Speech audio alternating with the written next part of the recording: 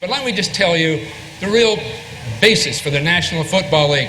We went to San Francisco, Ed DeBartolo and myself, two guys who really had a lot to win.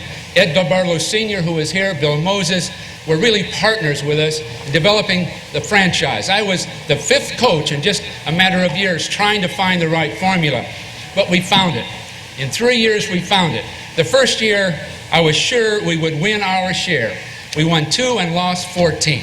And believe me, when you go through that, you soul search.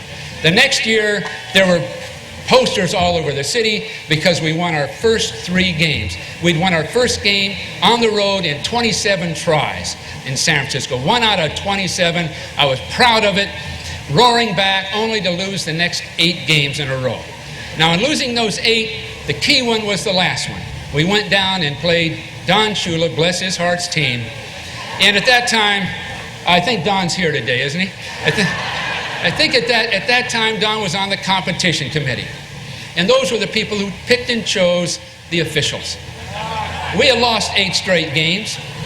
The game progressed, and when Don needed a remark made, an observation, he would wave, and over would run Jim Tunney. They would discuss it. I'd be on the far side of the field. Later in the game, another question. He'd go over. I'd try to get their attention. No way. Well, believe it or not, we have the game down. If we kick a field goal, we tie the Miami Dolphins, maybe have an overtime game. We kick it. 15-yard penalty in those days. Holding. Boy, okay. We kick it again. 15-yard penalty. Holding. I looked over at Don, and Don was just shaking his head. He couldn't figure out how this could happen. We threw a pass, completed it for the obvious first down.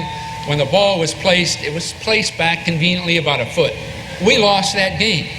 But on the plane home, by that time, I was the only person in the first class section. The entire squad and coaching staff was in the back of the plane. I'm sure the pilot had to calibrate it to have it fly level. Everybody was cowering the back. I looked out the window for 5 hours in the middle of the night because I broke down emotionally. I had conceded that I couldn't get the job done. 14 losses the first year, 8 straight the next year. When you lose 8 straight, you don't think you'll ever win again. 8 straight losses, I had conceded it. When I got off the plane, I was thinking, I'll finish the year out, I'll go to Ed Jr., and I'll talk to him about maybe being some form of management for him, because I brought it this far, I can't get it all the way. Well, we won the next game, and we won the next game, and we won the next game. The next year, we were world's champions. So in 3 years, we turned the whole thing around. Now, we have some San Francisco 49ers here today, and if the 49ers would please stand up. Now, we were 2,500 miles away, but we've got some. I see Randy, I see all kind of people. Please stand up, would you? Please do it for me. Where are you guys? Here we are. We had, with the San Francisco 49ers, turned an entire state around and a huge and great city around because of professional football. We have more impact than you'd ever think on our young, on our old, and on the way people feel about themselves, each other, and their city. And so in our partnership with Ed DeBartolo and myself, a great group of people, some fine coaches, we became world's champions, and we continued to be world's champions for 4 Super Bowls in the 80s. Now, I've heard about great teams today, but we'll play anybody, I'll guarantee you. Now, people have talked about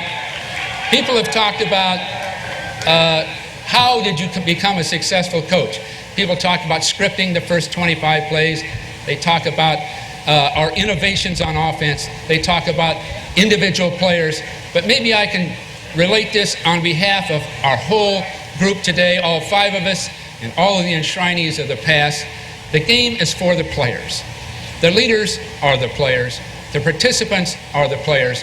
The coaches are just there to help facilitate it. Now, what is leadership? Well, leadership is what we developed with the San Francisco 49ers, that each man was an extension of the other.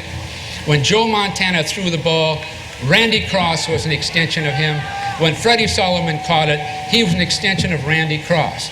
And when Randy Cross blocked, he was an extension of Fred Dean, was an extension of Ronnie Lott, was an extension of Milt McCall. So it was a chain link that was linked together by a group of men who learned to demand a lot of each other, to love each other, to care for each other, to make any sacrifice for each other. I know there are going to be fans in the stadium today, obviously, and two teams playing. Well, with the 49ers, I'm sure with the Steelers, I'm sure with the Dolphins and all the other ball clubs, the players play for a group of people about 15 yards away. That's the rest of their team. They're just a few yards away, and they look over at each other. One group is sacrificing at that moment. The next group will go out there the next moment.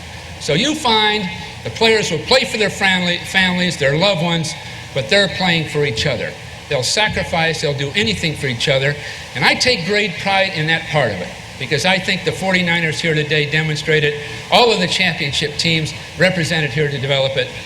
Now, we represented each other, we played for each other, we cared for each other, and that's championship football.